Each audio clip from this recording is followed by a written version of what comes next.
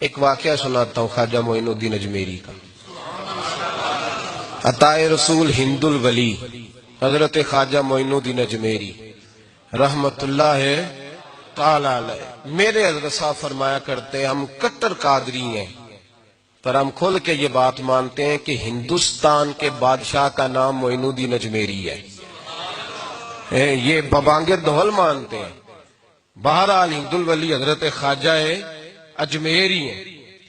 خواجہ اجمیری جب نئے نئے آئے نا یہاں اجمیر شریف میں، آپ نے خیمہ لگایا تھا، کپڑے کا خیمہ لگا کے اس میں رہتے تھے۔ تو ایک نوجوان تھا، وہ باہر رہتا تھا اجمیر سے، تو وہ آیا کچھ دنوں کے لیے، پڑھائی سے فارغ ہو کے، اجمیر کا رہنے والا تھا لیکن باہر رہتا تھا۔ جب یہاں آیا نا وہ عصر کے بعد وہ گزرتا خواجہ اجمیری کے خیمے کے سامنے سے، جھونپڑی کے سامنے سے، تو خواجہ صاحب عصر کے بعد بیٹھ کے رویا کرتے تھے۔ عاشق دا کامی رونا تونا، بنا رویوں نہیں منظوری، یہ عاشق سدا ہی روندا رہندا، پاویں وصل ہوئے تے پاواں دوری، رویا کرتے تھے۔ تو نوجوان بڑا سادہ سا تھا، بچپن میں والد فوت ہو گئے، صرف ماں ہی ماں تھی۔ ایک دن اماں سے جا کے کہنے لگا یہ مسلمانوں کا سادھو روتا کیوں ہے؟ اماں کہنے لگی مجھے کیا پتا۔ بچہ کہتا ہے میرے اندر تجسس بڑھ گیا کہ بابے سے پوچھوں تو صحیح کیوں روتا ہے۔ 2 4 5 10 دفعہ میں گزرا، ایک دن بے چین ہو کے میں کمرے میں چلا گیا اجرے میں، تو میں نے کہا بابا کیوں روتے ہو؟ کہنے لگے مجھے اپنے شیخ کی یاد آتی ہے، مجھے یاد آتی ہے۔ تو وہ بچہ کہتا ہے مجھے اس وقت تک پتہ نہیں تھا کہ محبت میں بھی رویا جاتا ہے، میں سمجھتا تھا رونا صرف دکھوں میں آتا ہے، شیخ کی یاد آتی ہے۔ حضرت عائشہ صدیقہ رضی اللہ تعالیٰ عنہ فرماتی ہیں جس دن نبی پاک صلی اللہ علیہ وسلم رات کے وقت ہمارے گھر آئے نا، اور حضور نے فرمایا ابو بکر چل تو نے میرے ساتھ مدینے جانا ہے، تو میں نے جناب صدیق اکبر کو روتے دیکھا، تب مجھے پتا چلا کہ محبت میں بھی بڑا رونا آتا ہے، محبت میں بھی رویا جاتا ہے۔ فرماتے ہیں خواجہ اجمیر تے وہ نوجوان کہنے لگا بابا پیار میں بھی رویا جاتا ہے؟ کہا ہاں۔ کہنے لگا میں نے بھی رونا ہے۔ تو آپ فرمانے لگے 2 شرطیں ہیں کہ کلمہ پڑھ جا، دوسرا میرا مرید ہو جا، آ جائے گا رونا۔ کہتے بلوش ہی لگ گئی، کبھی آنسو دیکھے ہی نہیں تھے۔ حضرت اجمیری کہتے ہیں اس طرح کر لے۔ کہنے لگا جی میں اپنی اماں سے پوچھ لوں۔ اماں کے پاس گیا تو اماں کہنے لگی بیٹے میں تجھے جانتی ہوں، تیرے دل میں جو بات بچپن سے آ جاتی ہے نا پھر وہ نکلتی کوئی نہیں، تو اس طرح کر لے جس طرح بابا کہتا ہے، اس لیے کہ تو نے پیچھے تو ہٹنا نہیں۔ جا کے مرید ہو گیا، کلمہ پڑھ گیا۔ اب بابا جی کہتے ناشتہ بھی میرے ساتھ کرنا ہے، شام کا کھانا بھی، اور فجر کی سیر میں بھی تو ساتھ جائے گا۔ پریت ہو گئی، پیار بڑھ گیا، پر کٹ گئے، زندگی بابے سے وابستہ ہو گئی۔ اب چند مہینے جب گزر گئے نا پوری لو لاگ گئی، تو بابا جی کہنے لگے بیٹے تیری 3 چھٹیاں ہیں، 3 دن تو نے مجھے ملنے نہیں آنا، بالکل 3 دن کے بعد آنا۔ اس نے کہا مسئلہ ہی کوئی نہیں، پرواہ ہی نہیں تھی نا، پتہ ہی نہیں تھا۔ تو وہ چلا گیا گھر، صبح سے شام تک رہا۔ شام کو اماں نے روٹی دی تو 3 روٹیاں کھایا کرتا تھا، اب ایک لقمہ بھی نہ توڑا جائے۔ اماں کہتی بیٹے خیر ہے؟ کہا اماں جی پتہ کوئی نہیں، کوئی اندر کمی ہے کسی چیز کی، کوئی خبر نہیں، پتہ کوئی نہیں۔ خواجہ صاحب رحمت اللہ تعالی علیہ کا وہ مرید اماں بار بار پوچھتی لیکن کوئی بات ہو تو بتائے نا، کچھ نہیں اماں کوئی نہیں۔ بڑی مشکل سے شام ہوئی، شفق غائب ہوئی، اندھیرا جو چھایا، ساری دنیا بستر پہ لیٹ گئی، تو اس نے اٹھ کے چھت پہ گھومنا شروع کر دیا۔ بچہ نہ سوئے تو اماں کیسے سوئے؟ اماں بھی چھت پہ آئی، کہا بیٹے کیا بات ہے؟ کہا اماں پتہ کوئی نہیں، کوئی میری نیند اڑا کے لے گیا ہے۔ بیٹے تو نے روٹی بھی نہیں کھائی؟ کہا اماں کوئی نہیں پتا، کوئی پتہ نہیں۔ جب 12 بجے کے بعد کا وقت آیا تو پھر ہلکے ہلکے آنسو نکلے، اور جب سحری چمکی تو دھاڑے مار کے رویا۔ بیٹے کیا ہوا؟ کہنے لگا اماں میں نے بابا جی کے پاس جانا ہے، اسے کہہ مہربانی کرے، میں نے یہ جدائی میرے بس کا روگ نہیں، اب نہیں میں نہیں رہ سکتا۔ فجر کی نماز پڑھ کے تو اماں گئی، کہنے لگی مہربانی کر اسے بلا، تو بابا جی کہنے لگے اسے کہہ ابھی تو ایک دن گزرا ہے، ابھی تو وقت بڑا پیچھے ہے، ابھی ٹائم ہے۔ بس اگلے دن کی جو شام ہوئی تو ماں کے قدموں میں گر گیا، کہنے لگا خدا کا واسطہ اسے کہو میرا نہیں گزارا ہوتا، اب نہیں، اب عادی ہو گیا ہوں، اب اگر اس کی دید کا نشہ نہ ملا تو مر جاؤں۔ حضرت اجمیری رحمت اللہ علیہ کے پاس اماں روتی ہوئی آئی، کہنے لگی بابا مجھے نہیں پتا تیرا اس کا رشتہ کیا ہے، میں تو ماں ہوں، اس کے آنسو گرتے ہیں تو میرا کلیجہ پھٹتا ہے، وہ جب روتا ہے تو میری جان نکلتی ہے، مہربانی کر اسے دید کا نشہ دے، میرا بیٹا ہے بلکتا ہے دیکھا نہیں جاتا۔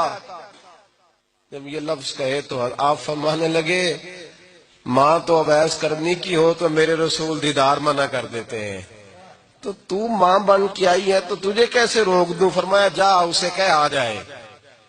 اب وہ وہاں سے نکلا تو دوڑا آیا اور آ کے کھڑا ہوا تو حضرت اجمیری مریدوں کو سبق پڑھا رہے تھے، کتاب کھلی ہوئی، بات ہو رہی تھی مریدوں کے ساتھ گفتگو ہو رہی تھی۔ وہ آ کے کھڑا ہو گیا، ایک نظر یوں اٹھائی تو دروازہ، بڑی دیر سے کھڑا، یوں نظر اٹھائی اس کی طرف دیکھا، بس دیکھا ہی تھا کہ وہ دھاڑے مار کے رونے لگا۔ تو حضرت اجمیری نے مسکرا کے ایک جملہ کہا، فرمایا پتہ چل گیا محبت میں بھی رونا آیا کرتا ہے، پتہ چل کے دوڑ کے قدموں میں آیا۔ اور پھر لوگ کہتے ہیں جب وہ آیا نا تو آنسو حضرت اجمیری کے بھی نکل گئے، رو پڑے، آہیں نکلی، فرمانے لگے بیلیا رات سویا نہیں نا؟ کہا حضور نہیں۔ فرمایا میں بھی نہیں سویا، تو اگر بیدار تھا تو کل شام روٹی نہیں نہ کھائی؟ حضور نہیں کھائی۔ فرمایا میں نے بھی کوئی نہیں کھائی۔ یہ محبت دو طرفہ ہوتی ہے، یک طرفہ تھوڑی ہوتی ہے، اگر تو نے نہیں کھائی تو میں نے کب کھائی؟ میرے بھائی ہمارے مشائخ نے محبت کی زنجیروں میں باندھا مریدوں، تو باندھ گئے، گزارے نہیں ہوتے تھے۔ قطب الاقطاب حضرت خواجہ قطب الدین بختیار کاکی رحمت اللہ علیہ فرماتے ہیں، میں حضرت خواجہ معین الدین چشتی رحمت اللہ علیہ کی خانقاہ میں بیٹھا تھا، اچانک ایک تاجر، ایک دنیا دار شخص آیا۔ حضرت خواجہ معین الدین چشتی رحمت اللہ تعالی علیہ کے سامنے بیٹھے ہوئے آپ کے ایک مرید شیخ علی علیہ رحمہ جن کا نام تھا، ان کی طرف وہ تاجر تیزی سے بڑھا اور شیخ علی کا گریبان پکڑ لیا۔ میرے پیسے کب دو گے اور کتنے وعدے کرو گے؟ لاؤ میری رقم واپس کرو۔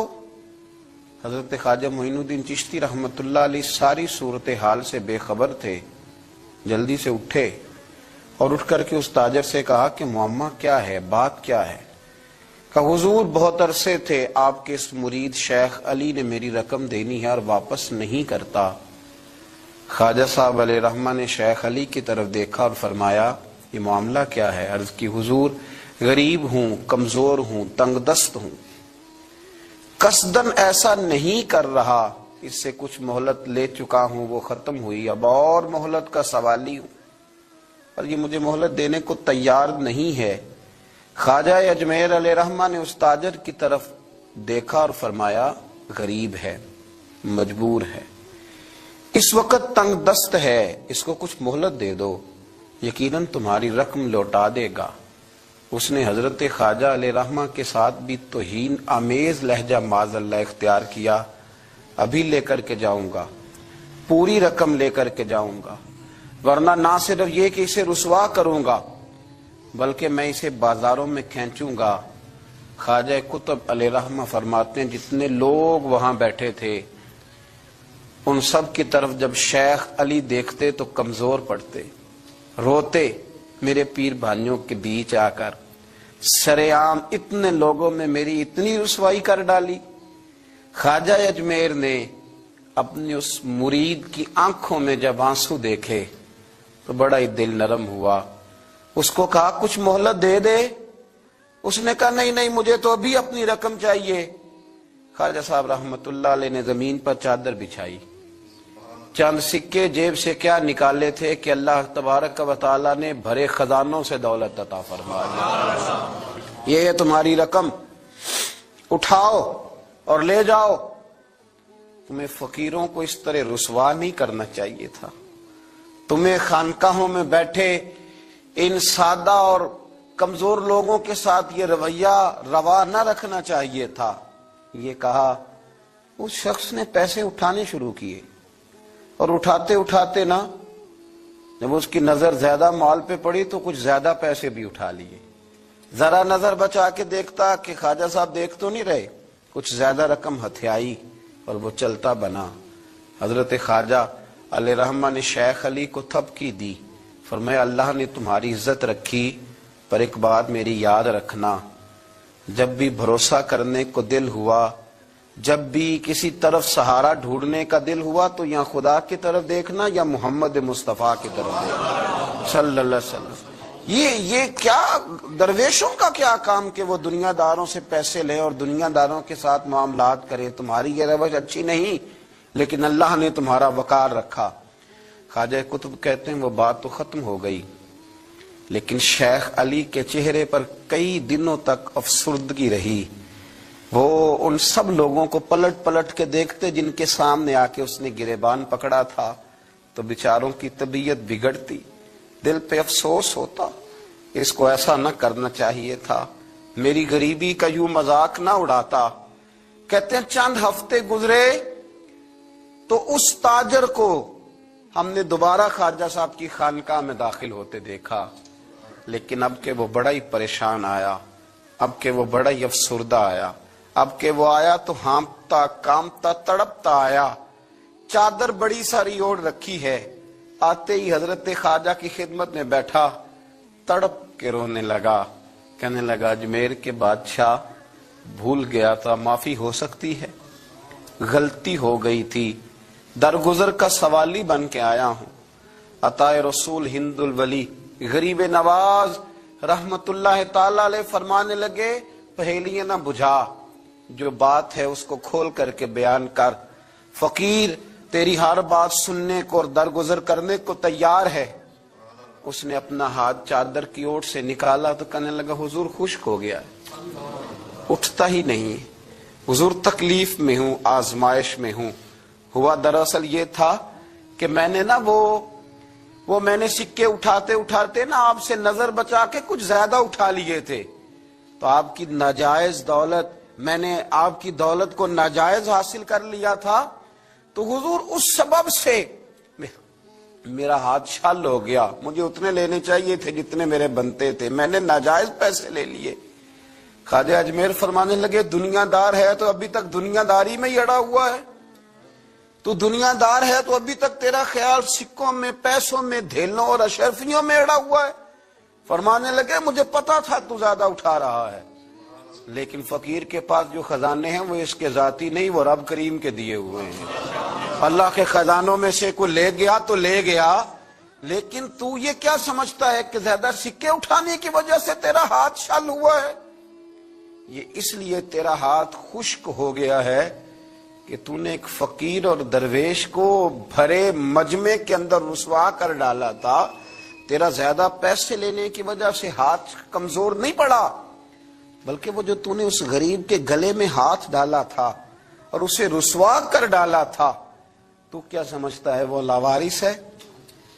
اگر وہ کمزور ہے، تنگ دست ہے، تو بندہ تو رب کریم کا ہی ہے نا۔ جو تاجر، سیٹھ، نواب اور ذمہ دار کا رب ہے، غریبوں کا بھی وہی رب ہے، ان مسکینوں کا بھی وہی رب ہے، ان کمزوروں کا بھی وہی رب ہے۔ کہنے لگا حضور معافی کا سوالی ہوں۔ فرمایا اٹھ کے جا اور بڑے مجمع میں جا کے ایک دفعہ اس درویش سے معافی مانگ، مجھے امید ہے عرش کا رب تیرے سارے گناہ معاف فرما دے گا۔ ایک دفعہ معافی مانگ لے، جا سوال کر لے۔ وہ شیخ علی کے سامنے آ کے کھڑا ہوا، وہ کہنے لگا اگر آپ معاف کر دیں تو میری تکلیف دور ہو جائے گی۔ شیخ علی کی آنکھوں میں چھم چھم آنسو برسے۔ کہنے لگا آپ نے معاف کیا کہ نہیں کیا؟ کہنے لگے یار تو تاجر ہے، تو ذمہ دار ہے، تیرے دل میں پتہ نہیں کیا تصور ہے، پر میں نے تو معاف کرنا ہی ہے، اس لیے کہ نہ میں تاجر ہوں، نہ میں ذمہ دار ہوں، نہ میں دنیا دار ہوں، میں تو غریب نواز کا ماننے والا ہوں۔ میری مجبوری یہ ہے کہ جس شخص کا میں نوکر ہوں نا، اس نے سکھایا ہی معاف کرنا ہے۔ جس کے در دولت پہ میں رہتا ہوں، انہوں نے درگزر کرنا سکھایا ہے۔ ادھر جب معافی ہوئی تو خواجہ اجمیر نے تھپکی بھی دی، دعا بھی فرمائی، رب کریم نے شفا عطا فرما دی۔